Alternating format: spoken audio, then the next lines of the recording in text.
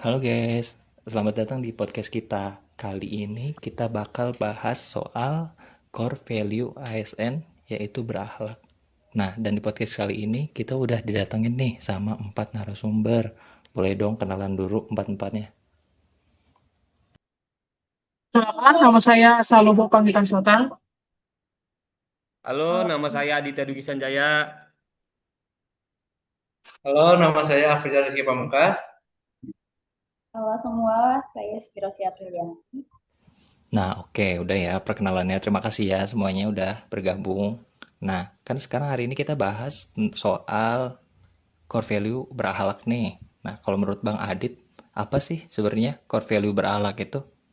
Jadi kalau menurut saya berakhlak tuh nilai-nilai atau nilai-nilai dari ASN yang harus diterapkan atau harus diterapkan di eh, tugas dan fungsi kita sebagai pelayan publik di masyarakat.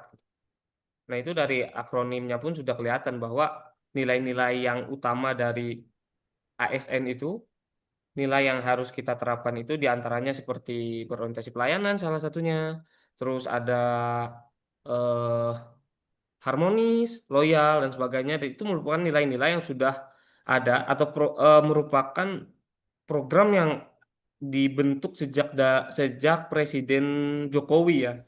Kalau nggak salah itu 2021 ya, Bang ya, itunya. Iya, ya. Yang mencanangkannya itu dari zaman Presiden Pak Jokowi kalau tidak salah tuh. Oke, berarti berakhlak itu adalah akronim ya, akronim Core Value ASN yang diresmikan, dibuat waktu itu di zaman Jokowi di 2021 ya. Akronim tersebut terdiri dari berorientasi pelayanan, akuntabel, kompeten, Betul. harmonis, loyal, adaptif, dan juga kolaboratif. Oke, untuk nilai pertama kan berorientasi pelayanan ya. Kalau menurut Bang Salomo ini kira-kira gimana sih maksudnya? Kita kenalan dulu dengan berorientasi pelayanan. Nah, sebenarnya berorientasi pelayanan itu kan sebagai kayak memberikan informasi secara jelas, juga mempercepat proses pelayanan. Nah, tentunya dalam berorientasi pelayanan itu juga dalam pelayanan, terutama dalam tugas saya sebagai pelayanan paspor dan juga pencetakan paspor.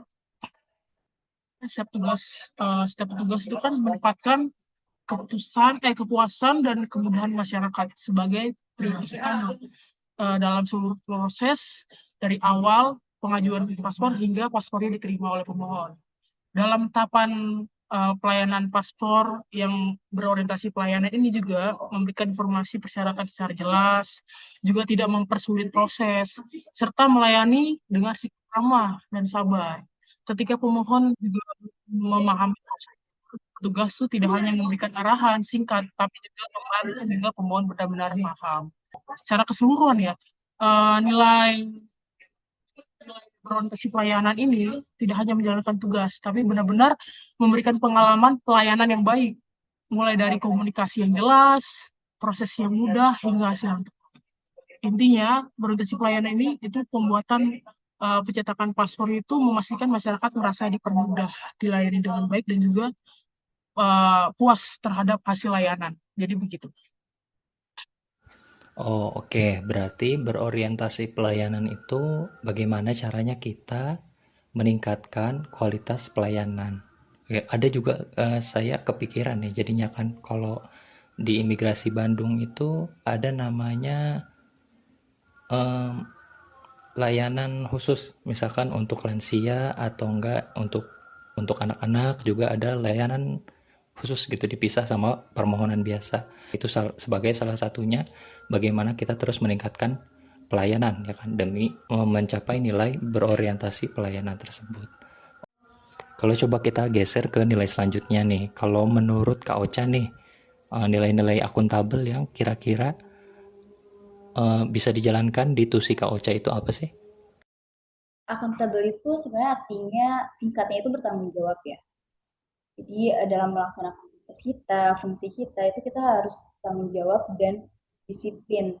Nah untuk saya sendiri sih di bagian keuangan yang dimana dalam prakteknya tuh tidak langsung kepada masyarakat ya, berarti langsung ke internal pegawai di kantor sendiri.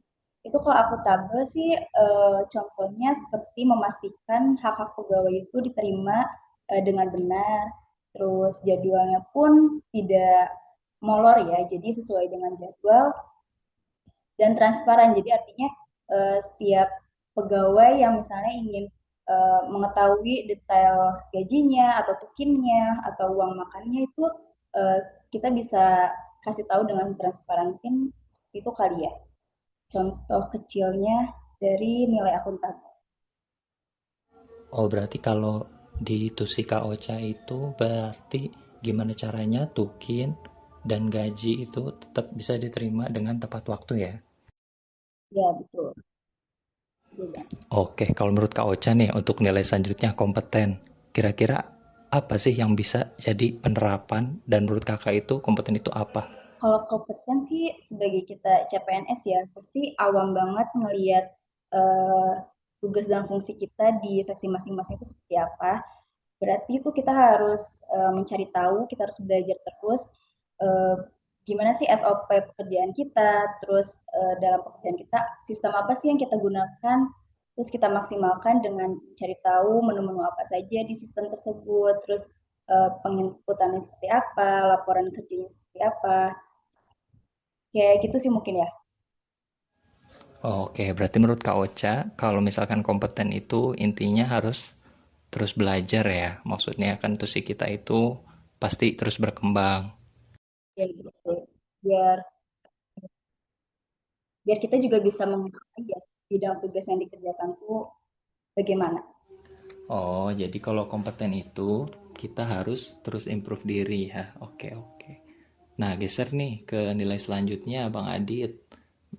Kan harmonis nih. Kira-kira apa yang bisa diterapin gitu di kerjaan Bang Adit soal harmonis ini dan atau mungkin Bang Adit punya role model tentang nilai harmonis ini. Coba jelasin Bang Adit. Oke, izin ya teman-teman, sebagai seorang CPNS yang masih baru di dunia ASN, dari sudut pandang saya sendiri tentang harmonis itu sendiri itu kan kita ketahui bersama bahwa harmonis itu sikap, sikap untuk saling peduli dan menghargai perbedaan.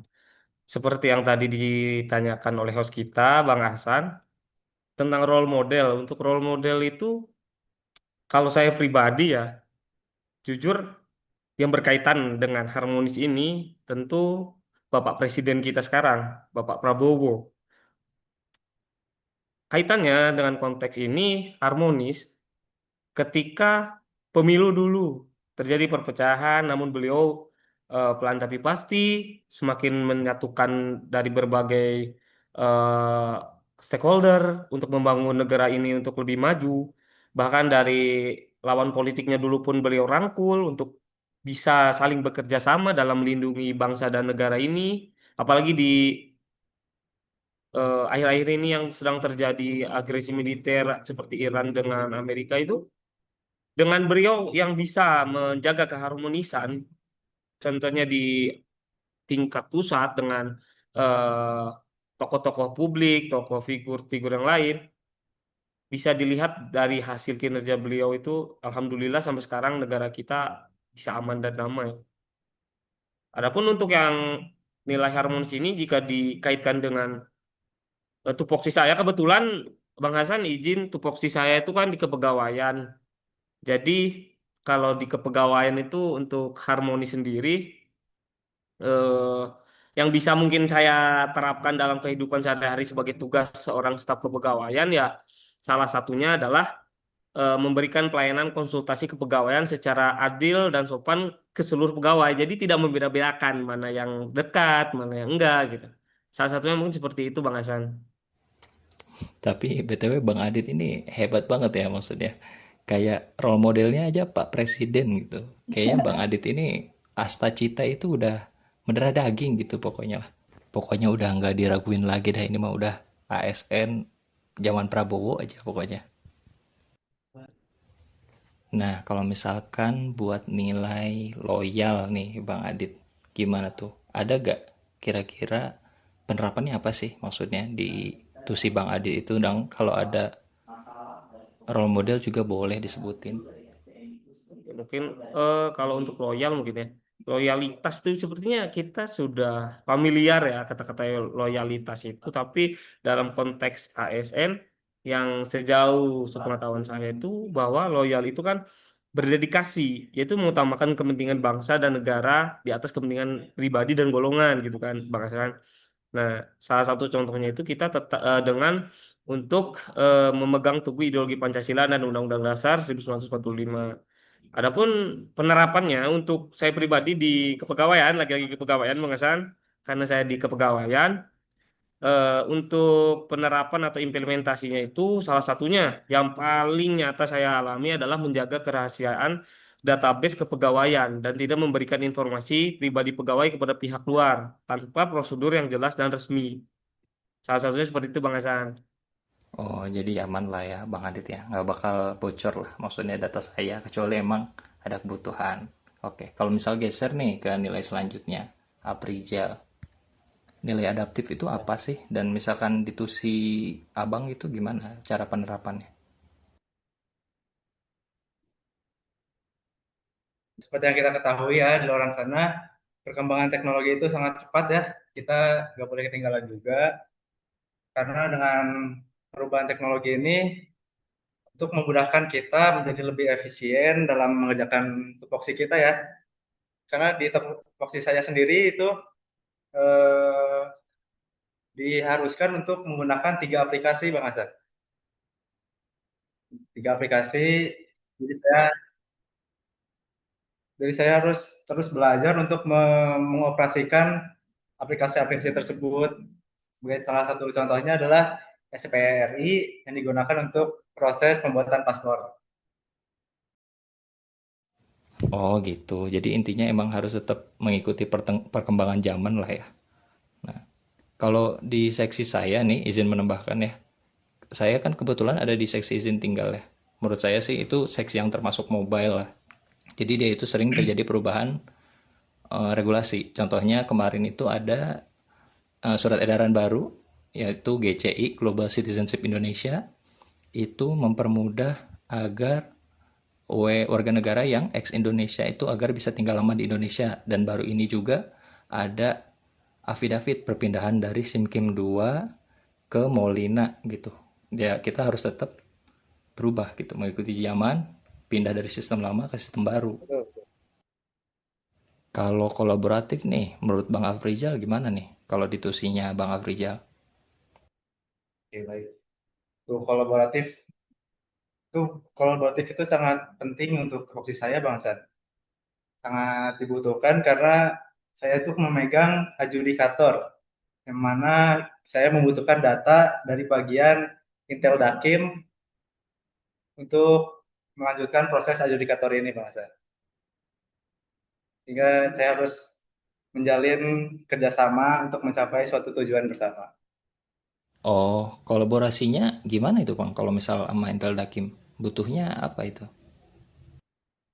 Data dari hasil BAP-an dari Intel Dakim. Oh, berarti masih menunggu BAP dari Intel Dakim selesai ya. Betul. Kalau nggak salah yang ngomongin kolaborasi, Bang Afril juga megang itu ya, kolaborasi sama BMN gitu. Betul, saya juga memegang bagian persediaan, sehingga saya berkolaborasi dengan bagian umum.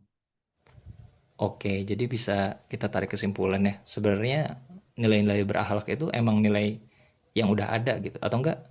Memang nilai yang dibutuhkan di dalam karir kita sebagai ASN kalau kita mau terus berkembang gitu. Kita terus improve, kita terus memberikan yang lebih kepada masyarakat. Walau memang kata mentor kita pun Pak Dima ya, akan sulit untuk menerapkan semuanya gitu dalam kehidupan kita. Sulit menerapkan ketujuhnya, tapi setidaknya jangan ditinggalkan semua. Kalau tidak bisa semua, jangan ditinggalkan semua. Gitu. Seenggaknya kita menonjolkan salah satu dari nilai-nilai berakhlak tersebut, misalkan kompeten atau adaptif atau apa. Oke, kita tutup dulu guys. Terima kasih untuk diskusinya hari ini. Sampai jumpa di diskusi-diskusi selanjutnya. Dadah. Dadah dulu guys. Dadah. Dadah. Terima kasih banyak sudah teman-teman. menonton.